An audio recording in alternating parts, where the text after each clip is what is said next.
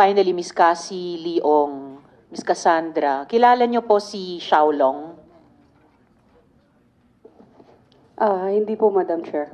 Paano po posible yon? Kasi binabanggit po si Xiaolong in connection pareho sa Lucky South 99 at sa Whirlwind Corporation. Mula sa simula, yun lamang yung sinasabi mong konektado ka. One more time, Miss Cassie, kilala mo ba si Xiaolong na associated hindi lamang sa Lucky South 99, kundi pati sa Whirlwind? And I remind you, you are under oath.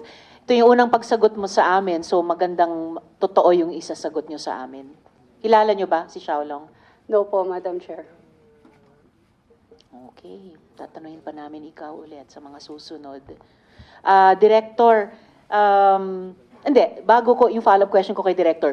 Miss Cassie, kasi meron din akong tanong sa iyo tungkol dun sa isa pang tao. We just got this information quite recently. Alam mo ba na ang ninong mo na si Duan Renwu ay wanted fugitive sa China? No po, Madam Chair. Pero ninong niya si Duan Renwu. Balik kay... You want to say something else, Miss Cassie? On the mic, please.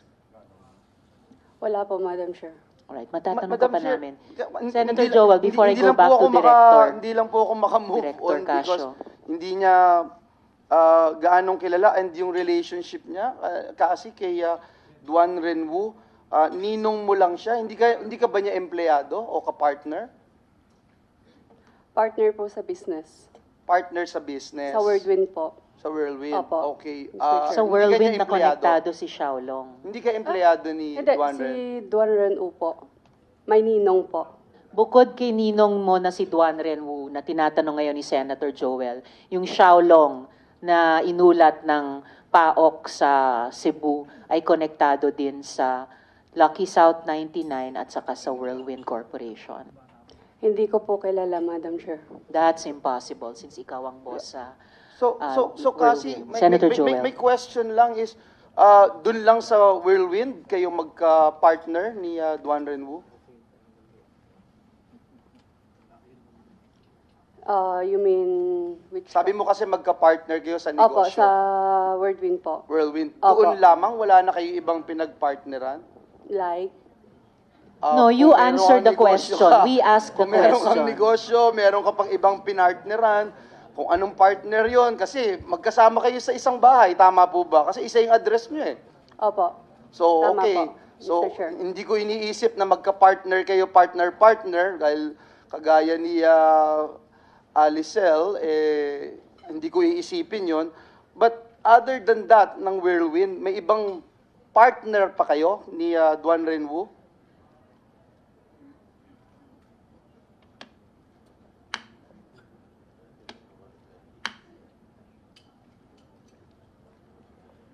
Alam niyo, mahirap magsinungaling dito kasi marami kaming dokumento, marami kaming ipapakita sa po. inyo. Yes, so meron. Opo. Ilang mga negosyo yung meron kayong partnership ni Duan Renwu? Mr. Chair, can I check it po? Can Sige I lang. double check Okay, po? sige, mamaya na lang Cassie, no? And lagi kayong no? I mean, close kayo ng ninong mo, Cassie? Close kayo? Tumitira kayo sa isang bahay eh. Opo. Close kayo. Ano yung relationship mo kay Ninong Duan Ren mo? Magkasama kayo sa mga trips. For example, magkasama kayo sa trip sa Taipei. Natatandaan mo yun? Kasama si Alias Alice at si Sheila. Natatandaan mo yung trip na yun? Opo. Question ko lang, bakit siya yung napili niyong kasama, si Ninong, sa isang barkada trip? Normal ba yun? Kung ang relationship mo lang, Ninong? Mr. Chair, speaking of Taiwan po, parang Chinese New Year po yata yun. Yes. Opo, tapos nag-aya po yung boyfriend ko, si Wesley Go, na pumunta po sa Taiwan. Tapos po niyaya ko po siya. Kaya nga, ang tanong ko, hindi ba, normal ba yon na magyaya ka ng ninong mo, kasama mo yung boyfriend mo, na kiniklaim mong boyfriend? Normal sa'yo yun? Ninong, sama ka. Third wheel ka namin ng boyfriend ko. Hindi lang naman po kami, Mr. Chair. Kaya nga, normal Opo. ba yun? So normal sa'yo yun? And Chinese New Year's, tayong mga Pilipino, I'm sorry, hindi ko alam kung you're a real Filipino, hindi ka magse-celebrate ng gaya ng Chinese New Year nang hindi ka super close sa isang tao. Is that correct? You mean sino po yung hindi ko po? Si Duan Renwu. I'm talking about Duan Renwu. Close ko po siya. So close kayo talaga. Opo. So again, hindi mo alam, sabi mo that international fugitive siya, hinahanap siya, wanted siya sa ibang bansa, pero tumitira ka sa the same house with him. Yes po, Mr. Chair. Ang dahilan at sabay kayong umalis noong June 11, bakit hindi mo kasama si Duan Renwu? Bakit siya yung ang kasabay mo, hindi pala si Wesley na boyfriend mo nung June 11? Noong June 11 po, travel po going to Singapore po. Yes, bakit Opo. hindi si Wesley ang kasabay mo? Bakit si Duan Ren? Nagkaayaan lang po. Si Duan Renwu, alam mo na isang dating police officer, Chinese police officer. Alam mo po yun? Yes po. Marami ba siyang tauhan na Chinese military officials na nagpunta rin dito sa Pilipinas? Sa pagkakaalam ko po, wala po.